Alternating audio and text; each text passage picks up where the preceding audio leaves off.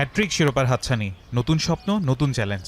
সাফ চ্যাম্পিয়নশিপকে সামনে রেখে এবার ভিন্ন প্রস্তুতিতে বাংলাদেশ নারী ফুটবল দল। 23 এপ্রিল থেকে 3 মে চট্টগ্রামের ইপিজেডে টানা অনুশীলনে ঘাম ঝরিয়েছেন মনিকা আফিদারা। লক্ষ্য একটাই, টানা তৃতীয়বারের মতো সাফের শিরোপা ধরে রাখা। ঘরের মাঠের প্রস্তুতি শেষ করে এবার বিদেশের মাটিতে নিজেদের আরও ঝালিয়ে নেওয়ার পালা। 15 দিনের বিশেষ ট্রেনিং ক্যাম্প করতে থাইল্যান্ডে যাচ্ছে বাংলাদেশ দল। এই ক্যাম্পে থাকবে কঠোর অনুশীলন, পাশাপাশি ম্যাচ প্র্যাকটিসের সুযোগও।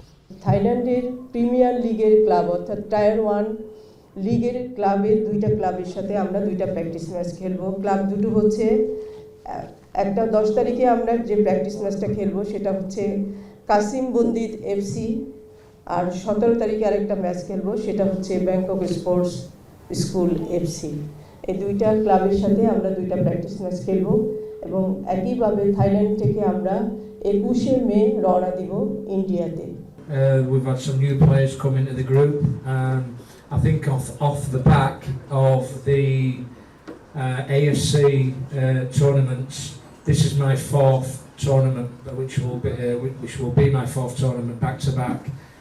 And I think over that period of time, you actually do get to know your players a little bit more sort of better. বিদেশের এই প্রস্তুতিকে কাজে লাগিয়ে ইতিহাস গড়তে চায় বাংলাদেশ। অধিনায়ক আফিদার কণ্ঠে প্রত্যয়, দেশের জন্য হ্যাট্রিক শিরোপা।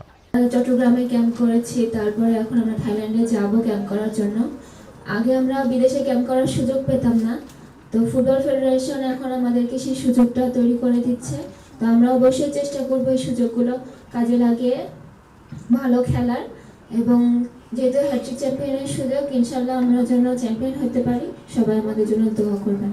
থাইল্যান্ডের এই সফর থেকেই সাফ ইতিহাসে প্রথম নারী দল হিসেবে টানা 3 শিরোপার মিশনে যাত্রা শুরু করবে বাংলাদেশ।